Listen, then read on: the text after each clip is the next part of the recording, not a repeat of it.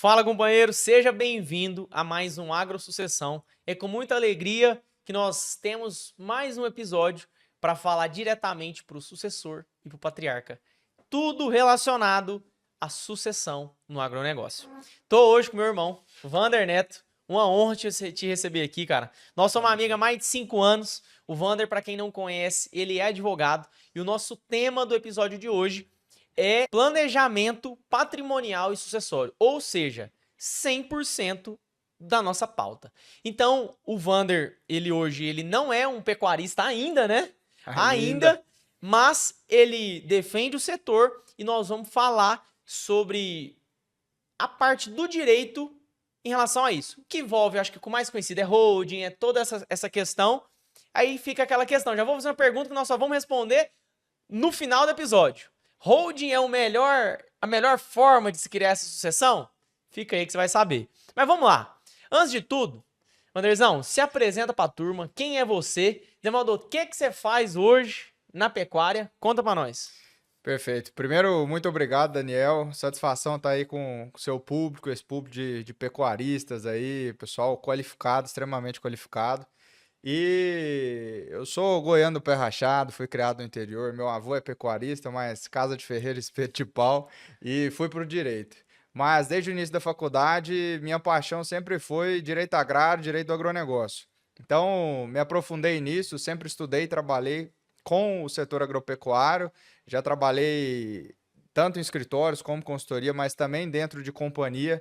É uma grande companhia, hoje é a terceira maior do país no segmento de adubos fertilizantes, sempre no jurídico. E com essa experiência de contratos, estruturações de negócios, eu decidi que boa parte do meu trabalho, já há mais de 4 anos, vem sendo muito voltada para a parte de planejamento patrimonial e sucessório, que é uma forma de nós desenvolvermos ferramentas jurídicas aplicável para as famílias de produtores rurais, de forma a perenizar o negócio, garantir que essa sucessão vai ser feita da melhor forma, mais econômica possível e de forma profissional. Nós sabemos que o poder do agronegócio é o poder de escala, e muitas vezes numa divisão de patrimônio, a gente vê o avô, divide para os filhos, quando chega nos netos virou chácara. Então, a unidade da fazenda, principalmente, ou das fazendas, dentro de uma única estrutura societária de um negócio, é muito importante para a perenidade do negócio. Então, Perfeito. a gente desenvolveu muito isso aí, e é um trabalho que a gente faz Wanderzão é diariamente. diferenciado e eu falo com propriedade, acompanho ele realmente há mais de 5 anos, sei da trajetória e quem é meu aluno também já conhece, ele tem um módulo dentro de um curso meu, então é uma honra a gente caminhar junto aí. E, Wander, eu quero que você explique, cara, a raiz do seu sentimento com a pecuária. De onde vem, de onde você falou assim, não, meu amigo, deixa eu te falar, eu quero seguir é no ramo da pecuária. De onde, não só da pecuária, né, mas do agro. De onde veio essa paixão? Cara, muito das minhas raízes, meu avô é apaixonado, ele cria gado genético, eu falo que é paixão que a conta não fecha, mas tem, para muita gente fecha, vocês vão entender aí, às vezes tem gente que gosta, que não gosta, mas eu já tinha essa raiz. Boa parte dos meus amigos, assim como você, são zootecnistas, engenheiros agrônomos, veterinários, e eu não sei por qual razão do destino, acredito que é para fazer essa defesa que eu venho tentando construir cada dia mais, mas desde criança eu tinha esse intuito, eu queria ser advogado. Não sonhava que eu iria para o agro, mas desde o início da faculdade Deus me colocou nessa direção. Acredito que é um propósito maior que a gente vem buscando através de um aprofundamento técnico, contribuir cada vez mais com o setor. Admiro muito a labuta do homem do campo, que está ali sempre buscando produzir mais que alimento, mas o sustento para a família, uma garantia da propriedade privada, que é um direito garantido constitucionalmente hoje, faz parte da nossa ordem econômica capitalista no Brasil, e nós defendemos esses direitos perante tribunais, perante os parlamentares em Brasília. Então, a gente trabalha muito por essa garantia dos direitos de quem produz no campo. Muitas vezes porque essas pessoas não têm tempo. Vocês não têm tempo para ficar pensando e lutando em questões políticas, jurídicas a todo momento. políticos lá no ambiente deles, jurídicos no nosso, e cada vez mais. Muitas vezes eu incentivava colegas advogados, falava assim, ó, vamos para o agro, tem oportunidade, está precisando de profissional bom, capacitado.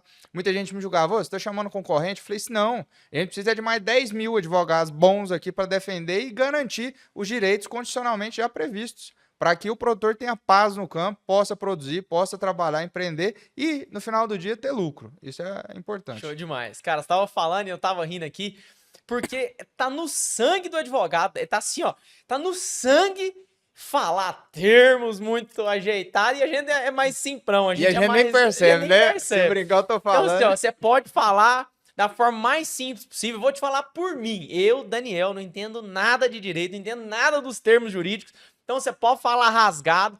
Eu não. Todo mundo sabe do seu conhecimento teórico e prático do negócio, mas pode trazer da forma mais chucrona que você imaginar. Pra gente conseguir entender realmente o que é a parte do direito. E pode ir me interrompendo, falar assim, ó, esse termo aí não ficou claro, não. Rapaz, não sei o que é isso aí, não. Demora do outro. Lá na zootecnia não aprendi esse trem, não. Não aprendeu isso aí, não. Mas eu vou te fazer uma pergunta aberta e realmente Sim. eu quero uma resposta aberta. O que é pra você hoje a sucessão? Você lida com isso todos os dias.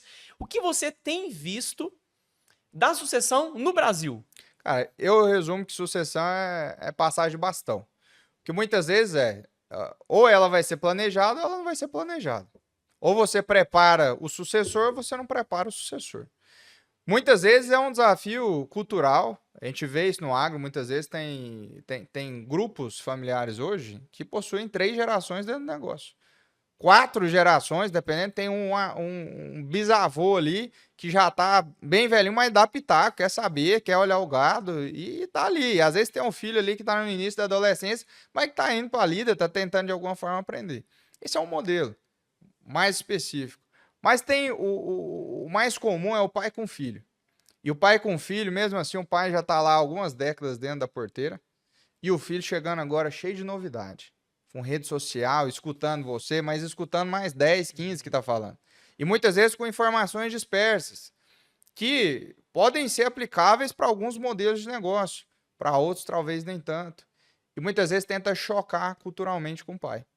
E o que eu vejo na prática, principalmente quando nós entramos para dentro da família mesmo, nesses projetos de estruturação do negócio, de planejamento, é que precisa haver uma união e, obviamente, as duas partes precisam ceder.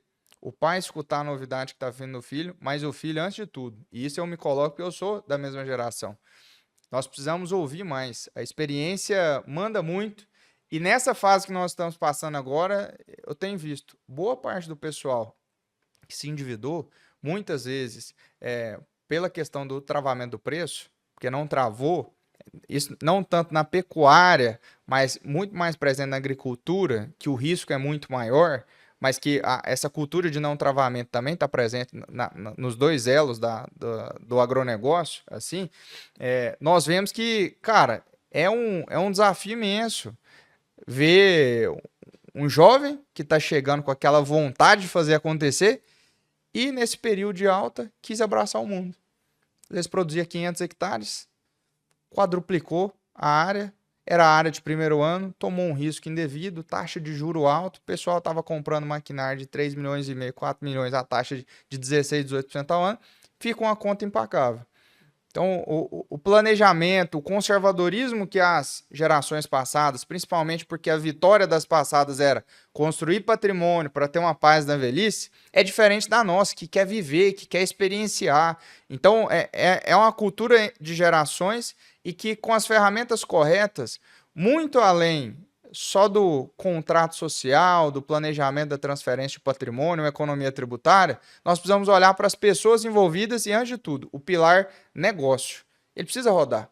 Sempre no planejamento sucessório patrimonial, nós trabalhamos 3 pilares. O patrimônio, que vai continuar sendo patrimônio, quem é filho tem herança legítima, ele vai ter direito a pelo menos a parte dos 50% que é legítimo dos herdeiros. Tem a parte da família, que você não deixa de ser família, pode acontecer o que for, você necessariamente faz parte da família. E tem a parte do negócio, que às vezes uns filhos vão fazer medicina, outros viram advogado e não tem nenhuma conexão, ou vai para uma área de TI, e às vezes tem aquele filho que quer tocar um negócio da fazenda.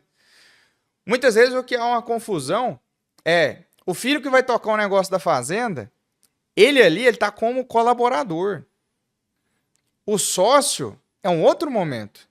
E a inteligência societária, quando nós falamos de negócios empresariais mesmo, e é como uma fazenda deve ser enxergada, não só como empresa, mas como indústria, com economia de escala, com margens apertadas, nós precisamos olhar que, se tem 3 filhos, um foi para a fazenda, primeira coisa, ele é colaborador antes de ser sócio, mesmo que o outro irmão seja. O sócio vai participar no lucro. O colaborador, o diretor, o gerente, ele precisa ter um prolabore. E essa cultura de bonificação pelo resultado. Esse filho que está optando ir para a fazenda, ele está renunciando a oportunidades no mercado. E tomara que seja assim, não seja o mercado já rejeitou, ele está vendo para dentro da fazenda.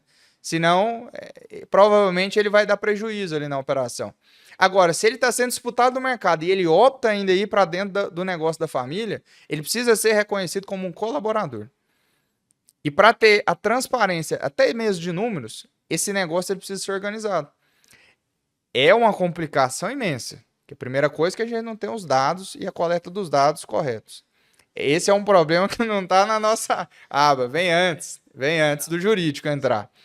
Mas depois dos dados precisa gerar informação. Essa informação vai influenciar na tomada de decisão. E essas informações são relevantes para decidir o que é lucro, o que vai ser investimento, como negocia aqui a melhor taxa, onde nós vamos alocar os recursos, em que momento aquele filho que está fora vai ver para olhar, para saber o que a família tem. Muitas vezes nós constituímos fóruns familiares. Uma vez por ano, reúne toda a família, até as esposas, com os filhos, né, todo mundo, e apresenta. Esse é o negócio. Fazenda X, estamos faturando tanto, essa é a margem. Coloca todo mundo para assistir aquilo, para, se tiver alguém mais no meio, em cima do muro, tem a oportunidade. Mas qual a oportunidade? A família quer criar regras de entrada no negócio? Tem famílias que criam. Já vi famílias criarem, como você. E aqui o Daniel me fez um intimato, viu, gente? Ele falou assim, é para dar exemplo prático. Exatamente, da vida, moçada. A gente tem que saber na lida. O que isso vai impactar para nós? Conta aí, Wanderzão. E já teve família que eu vi que colocou critério para entrada dos próprios netos dentro do negócio. Quais critérios são esses? Primeira coisa, tem que ter ensino superior, senão não entra. Com salário não entra. Pode entrar como estagiário do pai, mas vai só acompanhar. Ele não vai assinar nada, ele não toma decisão nenhuma no negócio. Terminou o ensino superior, tem que ter comprovado experiência no mercado. 1 ano, 3 anos. Por quê? Aprende a ser funcionário antes de vir aqui para dentro do negócio. Porque aqui dentro você vai ser funcionário, você não é filho do dono. Qual que é o cargo? Estagiário? É estagiário da área tal. É estagiário de compras? É estagiário do campo? É estagiário de quê? Depende. E vai depender também do tamanho do negócio. Se for uma propriedade menor, se for um grupo maior, sempre depende. E muitas vezes o que o pessoal pergunta é: ô Wander, mas planejamento sucessório é para todo mundo? E eu brinco. Na fazenda, na agropecuária, nós precisamos olhar que o produtor, a família mesmo, do rural, vamos dizer assim, ela tem um patrimônio milionário e vive naquela humildade, falando assim, rapaz, eu sou pequenininho demais.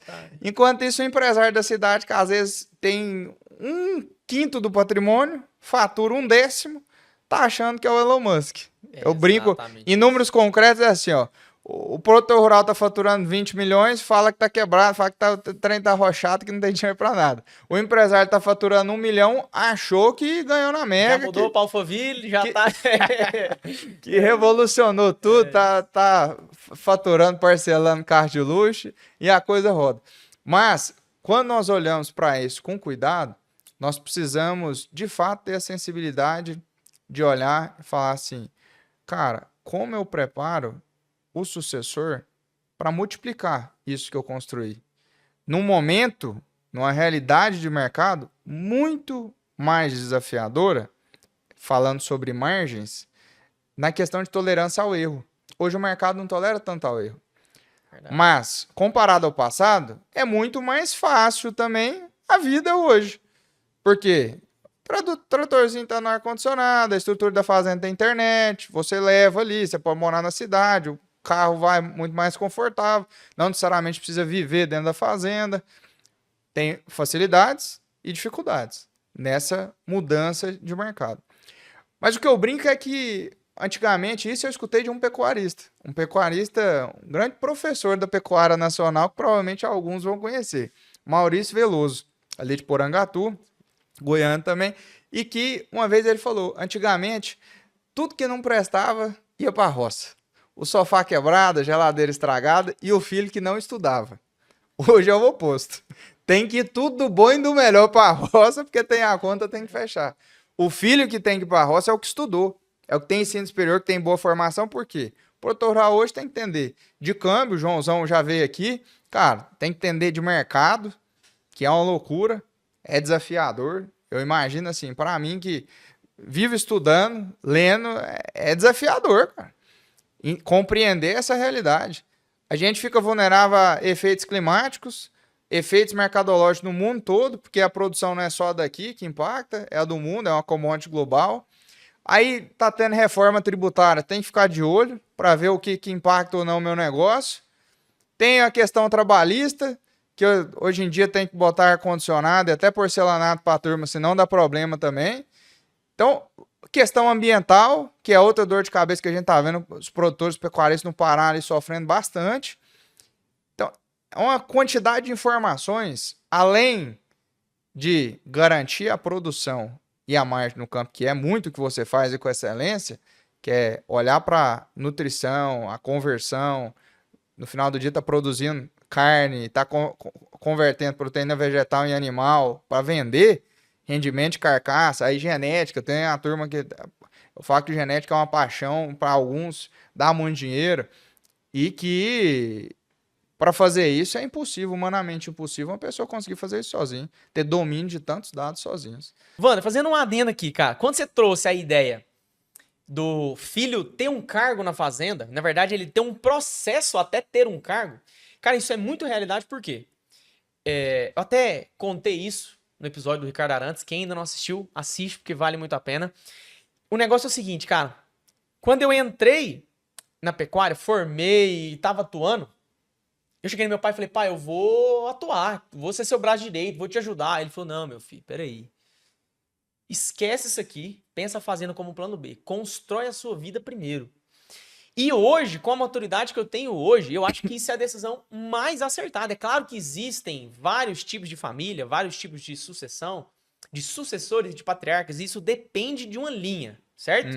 Uma linha de construção da família. Mas, no meu caso, talvez tenha pessoas que se identifiquem com isso, que é o quê?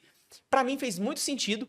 Enquanto o meu pai, ele tem, graças a Deus, saúde e condições de tocar o negócio, eu construí a minha carreira de forma particular, porque eu cresci, eu tive know-how, eu tive a vivência de mundo sem ver o meu pai como pai, vendo ele como empresário. Porque às vezes o filho, o sucessor, ele olha pro pai como pai, mas quer cobrar como empresário. E aí tá errado.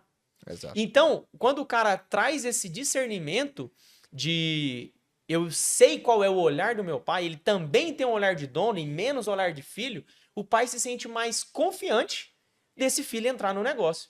Então, uma sugestão, se isso faz sentido para você, crie a sua carreira, o seu repertório longe do seu patrimônio familiar, patrimônio financeiro mesmo, para você construir o seu repertório, cara. Isso vai te dar segurança, credibilidade e transparência na hora de você levar uma informação e uma nova sugestão para dentro de sua casa. Porque você não vai ser visto como um emocionado, mas algo racional e trazendo conta matemática para o negócio. Então, traga menos emoção e mais racionalidade para dentro da operação, que você vai ter sucesso tanto em uma nova gestão e uma inovação, quanto no resultado dessa inovação. Então, acho que isso é uma coisa muito interessante a gente trazer para a turma, porque faz muita diferença, né, cara? Eu gosto de brincar que líder não se forma na praia com caipirinha, é na cana-de-açúcar no terrão. Exato. Então, assim, quer formar liderança, quer formar sucessor, delega a responsabilidade, a pessoa tem que errar. Nós estamos, querendo ou não, no início da vida, o erro, ele vai criando musculatura. Quando começa aprender em outro negócio que não seja da família, aprende a ser funcionário, a tolerar ordens que muitas vezes contraria a nossa vontade, isso é mal do jovem, principalmente do jovem que quer ser protagonista. O que quer ser protagonista, ele tem esse sentimento de inconformidade. Ah, tá errado, é assim. Amigão, você é funcionário, a ordem não é sua. obedece e cumpre. A fazenda não é sua. A fazenda não é sua. A fazenda é do seu pai, é do patriarca. Teve uma vez que eu tive que falar isso para um cliente, foi uma situação incômoda, mas acho que Deus tocou no meu coração, eu falei com essas palavras. E na hora que eu falei, será que depois ele me agradeceu? Eu falei assim, ó, tratar a fazenda como sua é a mesma coisa de ser um adolescente playboy que pega a Hilux do pai para passear no final de semana. A caminhonete não é sua, meu amigo. Você não trabalhou para ter. Você pode conquistar um dia ter a sua. É um processo. E esse processo precisa ser respeitado. Então, esse cuidado com a construção, e muitas vezes tem os filhos que vão direto pro negócio do pai, da família. Tudo certo. Tudo certo.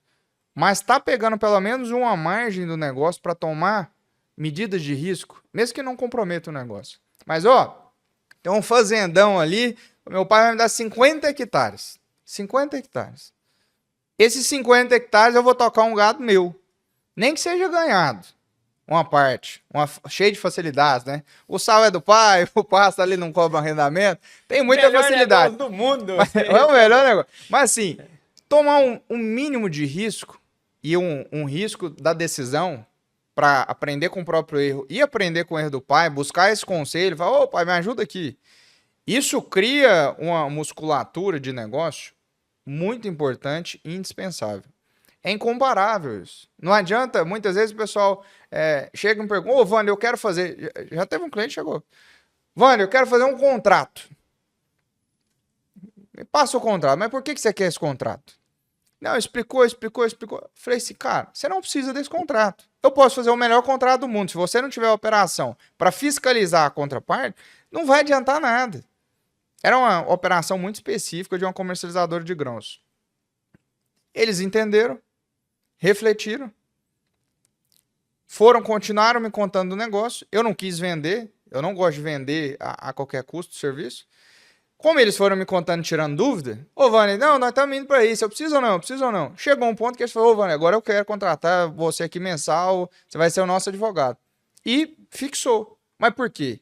Quando chegaram com um problema, eu não quis simplesmente, ô Wander, me passa esse contrato aqui. Ó, X mil reais, tá aqui, entreguei o contrato. Mas faz sentido para você? Não faz o menor sentido dentro da sua operação. Primeira coisa, e aí é um ponto que eu dou muito valor.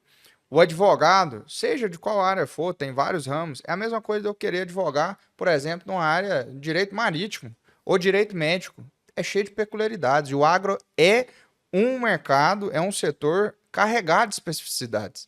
Então, os profissionais agregados, vamos dizer assim, na cadeia, eles precisam ter uma particularidade, uma especialização com o setor. Isso é muito importante. Perfeito, cara. Você trouxe um tema que, para mim, isso é uma dor do pecuarista, que é o setor tem muitas particularidades. E dentro da advocacia, cara, você que defende o produtor, quais são as maiores dores dos produtores rurais no dia a dia? Dor que não falta, principalmente jurídico. A gente está vivendo aí um cenário, tem risco trabalhista, ambiental, tributário, patrimonial, com a própria regularidade da fazenda. Hoje nós temos o centro-norte do país ameaçado aí mesmo com as questões de invasões de propriedade. Esse é um tema muito delicado e que demanda um cuidado muito peculiar. Então, o primeiro ponto, tem que proteger o patrimônio, a fazenda. O imóvel está regularizado? Muitas vezes não está e é possível passar por um processo de regularização. Nós fazemos isso é importante. Muitas vezes, às vezes, no momento de contratar um funcionário, demitir um funcionário, ali eu vou construir um barracão, vou construir um curral, eu preciso fazer um alojamento. O que esse alojamento precisa ter para não ter amanhã uma denúncia, uma fiscalização, o Ministério Público do Trabalho ir ali, autuar a fazenda, às vezes comparar. E já teve casos. O que é grave tem que ser punido. Mas muitos casos são fiscalizados e considerados como trabalho análogo à escravidão. Então, assim, olha a gravidade da acusação. E, às vezes, por falta de cuidado, por falta de orientação. Então, hoje precisa dar plenas condições para esses trabalhadores exercerem sua atividade ali e ter todos os seus direitos garantidos, não ter desvio de função, por exemplo. Questão ambiental, muito delicado. Se está licenciado ou não. Buscar uma assessoria especializada no momento, na fase de licenciamento ambiental. Questão tributária. Momento de vender a fazenda, pode incidir o ganho de capital. É um imposto de renda ali sobre a venda da propriedade. Muitas vezes não busca, faz um bom negócio e o risco tributário vem depois. O arrendamento e a parceria que está lá no seu curso, o módulo que eu dei, muito arriscado. Às vezes faz o contrato, pô, bate o contrato aí, vai no contador, vai no próprio cartório, bate ali o que vem da cabeça, sem nenhum amparo legal, sem nenhuma segurança jurídica. Muitas vezes, um ponto que nós colocamos hoje, um modelo que a gente criou hoje dentro do escritório, Daniel, foi de criar o consultoria para produtor. Que é assim, ó, a gente faz o contrato hoje e deixa lá, ó, por hora ou por ano. Se não me ligar, se não tiver nenhuma demanda, não paga. Vai pagar com base na demanda. A gente faz como se fosse uma bateria. Consumiu X, paga só X, não paga tudo. E aí, por quê? O produtor, muitas vezes, ele precisa de um advogado para ele ligar. Às vezes ele tá fazendo um negócio rápido ali, ó, não, pera aí que eu vou ligar pro meu advogado. Segura um dia, segura 2 horas, vou ligar. O que a gente tá fazendo? Cara, isso tá viralizado. A gente tá fechando um monte de contrato, custo zero pro produtor, nesse primeiro momento. Obviamente, quando ele tiver demanda, ele vai criando uma cultura, porque a fazenda não é empresa a céu aberto, ela é indústria a céu aberto. Que indústria que não tem um departamento jurídico? Todas. Precisa ter. É muito complexa a operação. E o que eu falo sempre é, o jurídico é só ferramenta. Ele não resolve o negócio. Mas se mal utilizado, ele condena ao fracasso. E se bem utilizado, ele pavimenta a estrada para o sucesso. Mas ele é ferramenta. E isso precisa ficar muito claro. A ferramenta, se bem utilizada, ela viabiliza da segurança, cabeça no travesseiro, consciência tranquila, para focar em trabalhar, ganhar dinheiro, ter lucro dentro da operação. Esse é o nosso propósito hoje. Dentro de um processo de sucessão, vamos colocar um sucessor que ele não cresceu na fazenda, não teve o contato realmente desde o início da vida, mas agora ele se vê ali com seus 30, 35 anos, com a vida feita, e o pai, o patriarca, enfim, já não tem mais a saúde para tocar o negócio. Ou, por qualquer motivo, não consegue tocar.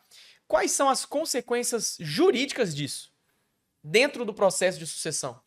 Tem 2 cenários, Daniel. Um, quando o pai falece ou fica impossibilitado por questões de saúde mesmo de tocar. E o outro, quando o pai realmente quer passar o bastão, mas não tem sucessor. Ele já está cansado daquilo. A família vai ter que abandonar a atividade em si, ou a renda, e vai viver dessa renda, Receita dessa imobiliária. receita imobiliária e não rural, ou vai ter que vender. Quando o pai falece, que aí é o caso da sucessão mesmo, e a sucessão legal, nós estamos falando, muitas vezes, de uma venda acelerada, de um mapeamento, uma falta de controle de vários documentos, ou de um descontrole do que realmente tinha ali de gado ou de patrimônio, um levantamento sobre isso, que geralmente o pessoal até brinca, né? Comprar terra de viúva é comprar terra no desconto. Então, é um momento muito delicado da família e que sempre é bom prevenir. E o que nós sempre buscamos fazer é, a partir de estruturas, mecanismos, ferramentas, como a holding é uma, que você citou, mas tem o testamento, tem N outras formas de se preparar a isso, nós precisamos olhar para esse sucessor e pensar, ele precisa de apoio? Ele vai precisar de uma consultoria na nutrição? Ele vai precisar de uma consultoria na comercialização? Ele vai precisar de uma consultoria no travamento de preço? Ele vai precisar de ajuda. Tem um sucessor que ele tem essa habilidade. Ele vai buscar ajuda, a conta vai fechar, apesar da margem apertar, mas ele vai buscar apoio de terceiros. Mas e quando não faz? Teve caso de cliente meu, aqui eu vou mudar algumas personas da família, mas que os filhos, ninguém se preparou para ser o sucessor, tinha um desafio gigantesco e quando o pai ficou impossibilitado, ele ficou incapaz, os filhos começaram a guerrear. Era como se colocasse uma turma de adolescentes na sala, brigando para ver quem pega a chave da caminhonete para sair no final de semana, como o exemplo que eu acabei de dar. A caminhonete que não é deles, a caminhonete que é do pai. E o pai vivo ali, só que ele está no fim da vida. Ele está incapaz, até mesmo de brigar, até mesmo de negociar com os filhos. Isso é muito triste, já presenciei. E, realmente, o negócio está fadado ao fracasso. Por quê? Vai precisar ter uma composição. Ou o pai vai ter que vender e ele já não tem um representante para negociar por ele. A família desestrutura e muitas vezes o que a gente bate é na união familiar. A importância disso no planejamento sucessório, muitas vezes o pessoal vende como Pô, blindagem patrimonial, economia tributária, não vai pagar imposto, não vai ter inventário. Cara, é tudo fake news isso. Tudo fake news. Não vai ter blindagem patrimonial. Esse é o nome comercial. Você não vai blindar patrimônio. Pô, nada vai atingir. Não existe esse negócio de não ter inventário. Vai inventariar, só que vai inventariar às vezes uma parte das cotas da empresa. Vai ter um custo. Andrezão, mas acho que o mais importante, cara, é realmente essa questão de união, porque o patrimônio ele é uma consequência da união. Acho que, cara, a gente quanto cristão, a gente entende que a união familiar ela é mais importante do que o patrimônio. E às vezes, na minha visão, como homem, como filho, às vezes é melhor você ter a união e uma participação às vezes menor no patrimônio do que romper toda a união por questão patrimonial. E é claro que dentro do patrimônio existe justiça. O que é justo, é justo. E volta lá no início, a perda do poder de escala. Pô, Sim. a família que produz 1.000 hectares para cair, para dividir para 6 filhos, vai dar uma diferença gigante ali. Em quem vai ter capacidade de tocar o negócio. Aí vai vender. Mas peraí, quer construir, quer permanecer o legado? Aqueles que não continuaram no negócio, muitas vezes eles não vão ter o salário de colaborador, o prolabore, mas eles vão estar com seus outros negócios e, de alguma forma, investindo naquela operação. É um negócio familiar. E se olhar de forma profissional, que seja para trazer profissionais do mercado mesmo para ajudar a tocar aquilo. Talvez um irmão sozinho não vai conseguir, mas traz consultores, traz um bom gerente, tem uma capacitação, tem um RH. Um exemplo que eu acho incrível. Um produtor, não vou citar a região porque todo mundo vai conhecer, ele é bem conhecido, mas ele passou a dar um treinamento para os colaboradores dele. Ele é lavorista, mas ele tem muito gado também. Ele passou a dar um treinamento para os colaboradores dele de economia doméstica. Planejamento financeiro familiar dentro de casa. Ele falou assim, cara, o meu cuidado com o meu peão, para ele chegar aqui em paz na segunda-feira. Porque se ele não tiver uma gerência do financeiro dele dentro de casa, Já chega querendo mesmo eu pagando bem, a mulher briga com ele, enfim, vira um ambiente negativo, ele chega aqui, ele tá nervoso, ele manda minha colheitadeira num toco aqui, vai me dar um prejuízo gigantesco. Eu gasto muito menos para treinar ele, para investir na educação dele, para ele ter paz dentro de casa, um ambiente de oração, um ambiente que ele chega aqui animado, vai para casa animado, tem uma boa noite de descanso. Eu não quero o cara que me dá dor de cabeça.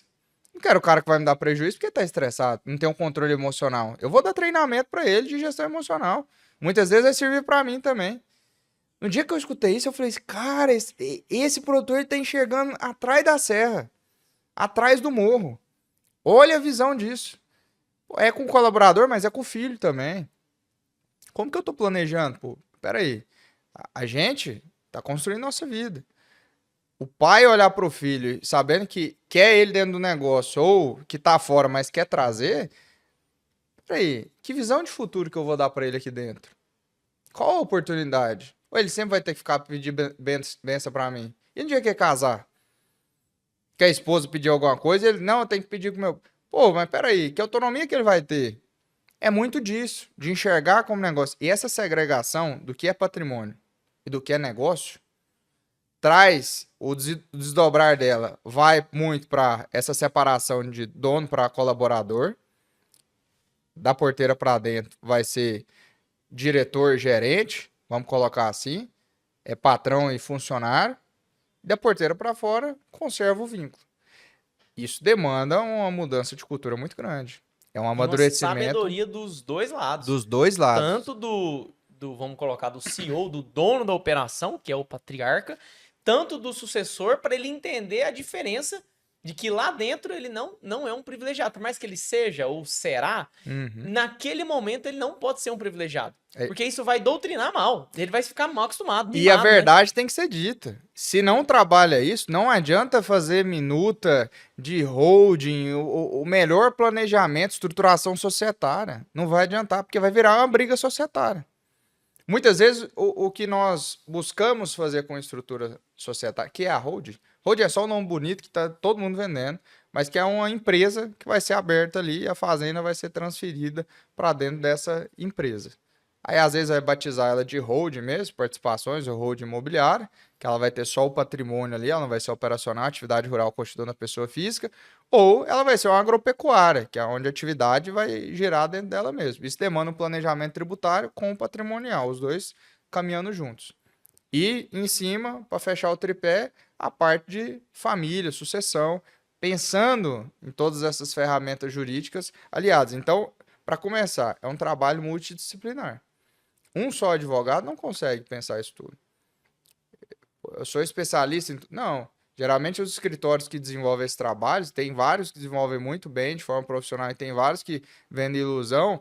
O que nós precisamos ter sempre o cuidado é, há uma equipe multidisciplinar, há um olhar para a família antes do só o honorário, aquela prestação, a entrega do contrato. Eu já vi o pessoal falar assim, eu fiz uma hold, abri um CNPJ lá, tá o CNPJ.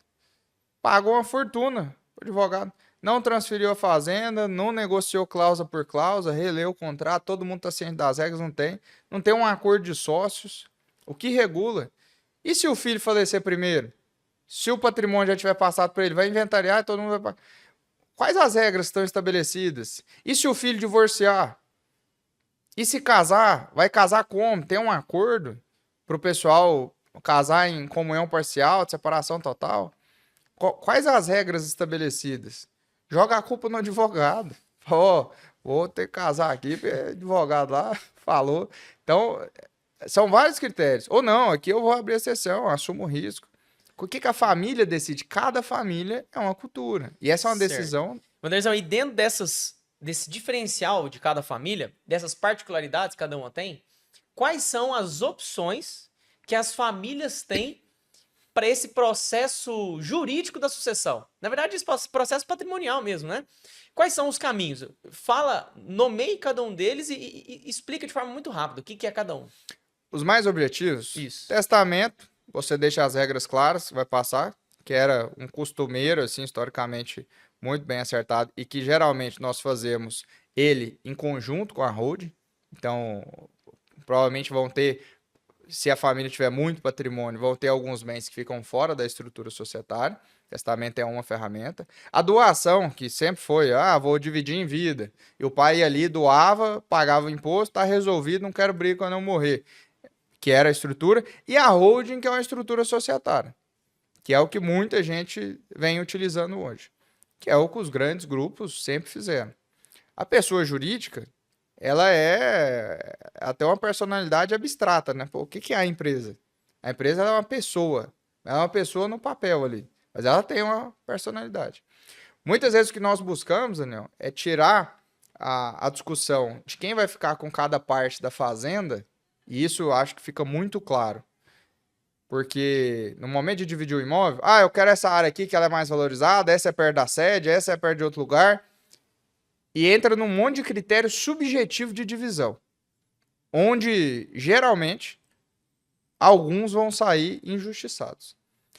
Dentro da estrutura societária, você vai dividir ações ou cotas. É numérico. Tem 4, divide para 4. Aqui está o número. Quem vai ter o poder político decisório de compra, vende ou não, vai ser um dos filhos conforme for feita a estrutura desse negócio. Ou vai ser um quórum de filhos ali para decidir como decide e quais decisões podem ser tomadas. A venda de um ativo, a venda de um imóvel, a venda de um gado, a transferência de um dinheiro, a abertura de uma conta no banco, a oferta de um imóvel em garantia em uma operação de crédito, quem aprova essa taxa ou não, quem pode assinar, é feito em conjunto, é feito individualmente. Então você começa a criar regramentos. Eu posso entrar um terceiro, um investidor, no momento que um irmão meu falecer, a minha cunhada pode entrar automaticamente, ou meus sobrinhos ou não, eu tenho preferência de compra sobre eles. Pô, aí a gente vai sentar e vai negociar. Esse é um processo delicado. Demanda várias reuniões. Aí realmente cada caso é um caso. Agora eu vou te fazer uma pergunta inusitada, mas eu acho que ela é interessante, ela se encaixa em muitos fatores, que é a seguinte, cara. Vamos supor, eu sou o patriarca, eu tenho 5 filhos. E eu tenho medo de que um filho meu case com uma esposa safada, salafrária, que quer roubar o patrimônio da família, a famosa Maria Breteira, que chama como é que você quiser. E eu quero proteger a família de um possível casamento desse mal intencionado? Que ferramenta que a gente pode assegurar isso? Se for feito, por exemplo, uma doação, é possível colocar uma cláusula de incomunicabilidade de bens, do qual aquilo ali não vai ser comunicado com o patrimônio do casal, mesmo ele casando em comunhão parcial, por exemplo, que é aquela comunhão que após o casamento tudo vai ser dos dois. Então, depende do regime de bens que eles vão casar, que eles vão optar desse filho, e depende também da forma como vai ser feita essa transferência de patrimônio. Se vai ser uma compra e venda real do filho com o patriarca e uma compra e venda das cotas ou das ações da empresa, ou se vai ser feita uma doação direta. E aí tem instrumentos, tem cláusulas que são possíveis de ser adicionados no documento ideal para esse tipo de operação, que vai proteger contra esses agregados, a gente chama de agregado. Então, assim, como que protege do agregado? A gente cria ferramentas. Se tiver na estrutura societária, talvez, eventualmente, ela pode até mesmo ter acesso a uma participação, só que ela vai ter que vender e vender de uma forma parcelada que não vai prejudicar o patrimônio. Os direitos, obviamente, do cônjuge são 100% garantidos. E trabalhando certinho é possível prevenir isso, deixar bem ajustado, até mesmo com a expectativa dela. Se ela for dar o show, ela vai dar o show antes de assinar qualquer documento. Andrezão, inclusive tem uma grande dor, cara, que é uma frase que eu carrego ela comigo, eu tenho ela como muito verdadeira, que é a seguinte: o pecuarista, ele vive como pobre e ele morre como rico. Por quê? Ele vive com um patrimônio gigantesco, valendo 20, 30, 50 milhões, sempre com as contas apertadas por um próximo compromisso, por uma margem muito baixa da atividade, e na hora que ele morre, na hora que ele falta, a família se vê com um patrimônio muito grande e não sabe o que fazer com isso. Aí fala: rapaz, isso tudo de patrimônio? Morreu como rico e não desfrutou isso durante a vida. E às vezes a família, não sabendo tocar o negócio, dilui o patrimônio, vende a preço de banana, vende o valor do patrimônio e não continua o legado. Isso eu acho que é um grande problema do nosso agronegócio. A gente tem que quebrar isso. Eu acho que o pecuarista ele não tem que ver como pobre e morrer como rico. Ele tem que desfrutar enquanto é vida. E como? Produzindo mais, produzindo melhor, produzindo com inteligência e com segurança. E aí eu te pergunto, Vanderzão, essa é a grande dor do direito sucessório, se assim se chama?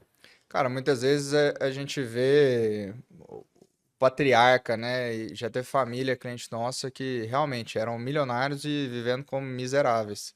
Essa, infelizmente, é uma realidade para várias famílias. Então, quando o patriarca centralizador vem a óbito, a família fica desamparada de uma liderança no negócio. E inicia-se, então, a liquidação do patrimônio. O legado se perde. A gente bate muito nessa esfera do legado. A construção de décadas de um patrimônio, ela vai se perder em poucos meses ou anos. Então, esse impacto é gigantesco quando não se tem o cuidado de planejar a sucessão, de preparar o sucessor, de preparar a casa mesmo para um momento que é a única certeza que a gente tem. Só não é a única, né? É uma das únicas. A segunda é que a gente vai pagar imposto. O Estado é só assim quando a gente é vivo e é herdeiro na morte. Então, assim, tem que se planejar. Assim como no dia a dia é importante se planejar tributariamente, para a questão da sucessão também é importantíssimo. Mas mais do que isso, é importante cuidar do negócio. Qual que é o modelo de negócio e quem está inserido? Mesmo que busque uma gestão profissional de terceiros no mercado, mas para que aquilo ali tenha perenidade e que um eventual falecimento não trave toda a família e destrua, como um castelo de areia, o que levou décadas para ser construído pelo patriarca. Andrezão, se tiver uma mensagem para você passar pro patriarca, você tem uma mensagem para você passar para ele, para você pôr dentro da cabeça dele, o que você fala para ele? Uma verdade muito dura. As famílias que não planejarem a sucessão nesta década vão estar condenadas a serem vendidas, todo o seu patrimônio vendido para aquelas que estão planejando. Ou seja, se quiser garantir para sua própria família, para as próximas gerações, a perenidade desse patrimônio que levou décadas para ser construído com suor, com trabalho, planeje. Vá atrás de informações, crie estruturas, trabalhe. Esse é o papel do líder, é trabalhar essas pessoas, por mais difíceis que são, dentro da família, o patriarca é o líder, é trabalhar e orientar da melhor forma, do que foi construído e como é a melhor forma de ser dado seguimento. Então, isso é muito importante. E se você tiver uma mensagem para você passar para o sucessor, o que você falaria para ele? Calma e escuta quem tem experiência. Essa experiência de décadas, conhecimento dos ciclos econômicos, controle da euforia nos momentos de alta e resiliência nos momentos de baixa do mercado. Apesar da pouca idade, trabalhando com várias famílias que estão passando por momentos difíceis, estão passando por abundância mesmo financeira dentro do setor e vivendo no mesmo segmento, o que eu vejo é isso: resiliência nos tempos de crise e controle da euforia nos tempos de alta. E nada melhor que a experiência. Nossa geração está passando pela primeira grande baixa do setor agropecuário. Está moldando caráter. A turma está sentindo como é a realidade do campo. Não é só pegar a Hiluxzinha e ir lá tirar a foto na colheitadeira ou a Dodge Ram para ir lá tirar a foto da boiada no curral. Então, realmente é desafiador. E isso é importantíssimo que a gente seja conscientizado cada vez mais. Show demais, cara. Trazendo a ideia da sucessão, mesmo que talvez você não tenha vivido a sucessão na pecuária ou no agro, mas você é um sucessor e você passará essa mensagem para os seus filhos. Se você puder tirar do coração do seu pai ou do seu avô uma mensagem, uma palavra ou um princípio para colocar no coração dos seus filhos, que mensagem que você passaria? Rapaz, isso aí você me pegou. Ué. Pancada na hora. Quem sabe faz ao vivo, velho. Sabedoria do meu pai, do meu avô, cara. Problema você não adia, você resolve. Pronto. Esse é um problema. Meu pai sempre falou isso. Ele tem que ser enfrentado, em algum momento vai ser enfrentado, ou você vai continuar adiando e vai pagar um preço lá, ou você vai resolver agora e vai encarar de frente. Show demais, cara. Anderzão, obrigado, cara, por ter aceitado o convite. Mais um episódio do nosso Agro Sucessão, finalizado com muita alegria, com muito prazer. Isso aqui a gente tem realmente, cara, prazer de conversar, porque é a nossa vida, é o que a gente ama, é o que a gente gosta, é o que a gente vive. Então, sejam sempre muito bem-vindos ao Agro Sucessão. Já se inscreve no canal, já ativa o sininho e deixa seu like, porque isso aqui tem que chegar a mais pecuaristas, a mais sucessores, pra gente realmente transicionar, cara, uma pecuária de sucesso para a próxima geração. Nós somos a próxima geração e nossa missão é continuar prosperando. Essa é a nossa missão. Então, tô aqui para ser esse mensageiro de boas notícias e de atenção e de alertas também para vocês, sucessores. Então, contem comigo. Um abraço, até o próximo episódio e bora pro mundo.